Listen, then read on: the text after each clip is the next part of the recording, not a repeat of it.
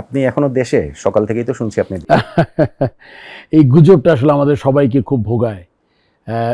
মানে আমি আশা করব যারা নিউজ করেন, মানে একটা হলে হালকা নিউজ আপনি করে ফেলতে পারেন, বাট যেটা একটু সেন্সিটিভ নিউজ এগুলো একটু আপনার মনে একটু ক্রস চেক, একটা দুইটা চেক করে করা উচিত।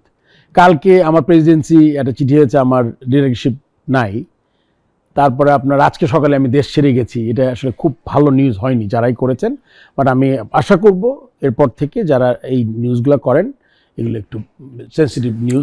মানে ওই রকম ভাবে একটা জিনিসটাকে ছড়িয়েছে নিউজের প্রেক্ষিতেই যে মনে হচ্ছে যে বাংলাদেশ ক্রিকেট বোর্ড থেকে আপনি দায়িত্ব থেকে ছেড়েছেন, ফলে আপনি দেশ ছেড়ে পালিয়ে গেছেন। মানে এই পারসেপশনটাই দেওয়ার, এটা আসলে পালিয়ে যাওয়ার কোনো কারণ কি আছে? খুবই দুঃখজনক।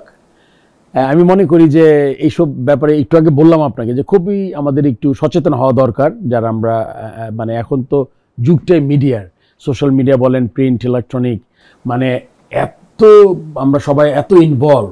সো সেক্ষেত্রে এইটা, আর আমার তো মনে করেন পালানোর কোনো কারণ নাই, বিকজ 40 বছর এই খেলাটার সাথে আছি আমি বিভিন্ন ফর্মে, অ্যান্ড ফাইনালি যেটা একদম বটম থেকে টপে গেছি আমি। And thanks to Almighty that একটা মানুষ যখন শুরু করে তার ক্যারিয়ার, আমি যখন প্লেয়ার হিসেবে শুরু করেছিলাম তখন আমি মনে করেছিলাম যে এক সময় ক্যাপ্টেন হব, তারপর চিফ সিলেক্টর হলাম, তারপর প্রেসিডেন্ট হয়ে গেলাম। সো আমার এই ক্রিকেটের কিন্তু এটা পুরোপুরিটাই মানে সাইকেলটা পরিপূর্ণ হয়েছে।